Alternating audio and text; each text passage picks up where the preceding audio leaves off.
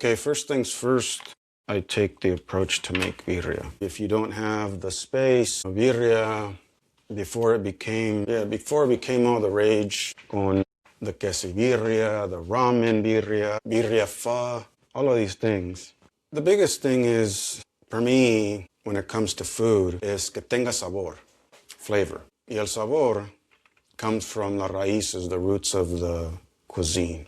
And then from there, you have the sazon, right? Which is seasoning, but in the sense that with sazon, it's where you give it your personal touch. It's where you give it that remix. So in this case, the birria ramen, the birria pho. But when we come back to it, what's the foundation of it? It's el consomé, the broth. So when I make birria, I go broth forward, meaning my priority is que tenga sabor from the consomé. And then you season it with everything else. So for that case, I like using shank, bone-in shank, la canilla, right? So you get the bone, gives you some coagulin, gives you más sabor. And then not to mention, you get those extra proteins and minerals to make bone broth. Beef shank, high and mighty from Costco. I'm making it also in a pressure cook, so that'll help optimizing el sabor, making it a little bit faster when we talk about the cooking process. And you have that set it and forget it stage. Now, some may marinate it overnight or with the sauce, and that's totally fine. I like to sear it. You know, I go more of the French technique of French braise, like I did the carnitas. Sear it on all sides, give it some nice flavor, depth of flavor, deglaze the pan. All of that goes in to give you that rich broth. So what do you need to make sure you have el sabor of birria? Si vas a Jalisco, Guadalajara, let's say, la birria is the chivo, goat, right? If you go more to the north, that's where you get the beef. So you need your meat, so 1,600 grams of canilla de res, chile de árbol. Some people will know it as chile japonés. It can be really spicy. So I'm just gonna use 3. That's 2 grams. Guajillo. So it's a little darker, gives you a little bit of a fruity flavor, a little bit of bitterness. So when you toast these, it's very brief, just to extract the oils. If you burn them, then you get all bitter. If you have open flame, that's the best. This is where like a gas stove comes in handy. 75 grams of guajillo. Someone mentioned they wanted to learn more kitchen Spanish. So I'm trying to remind myself to give you some of the kitchen Spanish tips. Chile guajillo, 75 gramos. Chile de árbol, 2 gramos. Canilla de res, 1,600 gramos. Cebolla blanca. But for me, as part of being in a sustainable kitchen is cocinas con lo que hay, with what you have. So in this case, I have a yellow and I have a white. And together, we're doing 280 grams. So I'll use those.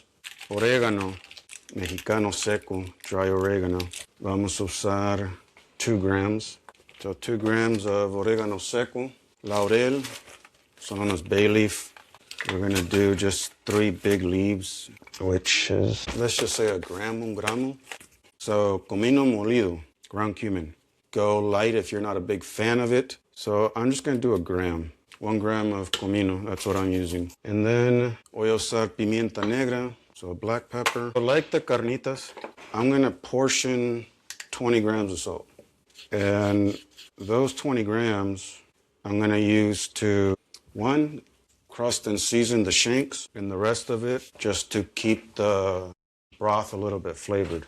So this is where it's tricky porque you don't want to add too much salt and make your broth very salty, but you don't want to leave it without any salt and then it just has this imbalance.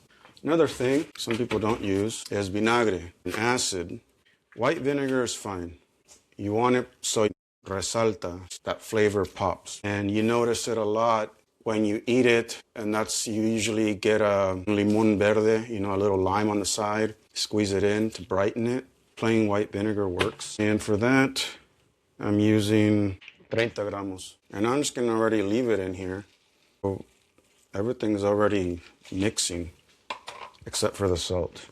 Y agua, water, 1.5 liters, 1.5 liters. And that should be it. That's the core of it. So quick thing on what we're gonna do is start off con los chiles. And for that, you might wanna wear gloves. So to seed them, quitar las venas. Then you're gonna toast them real quick. Agua caliente, about 15 minutes so they hydrate.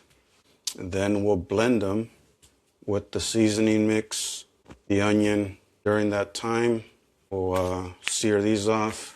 We'll deglaze the pot so you can get the stuff off of the pot that's left over from the shank. Put it into the pressure cooker. It'll be 65 minutes, so una hora más o menos.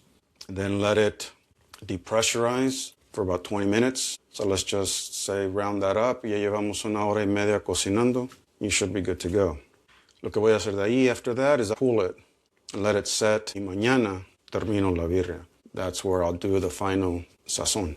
That's the start of it. And so let's just go ahead and clean the chiles. Take all the seeds out, take off the stem, las tapitas right here, las colas, whatever you want to call them.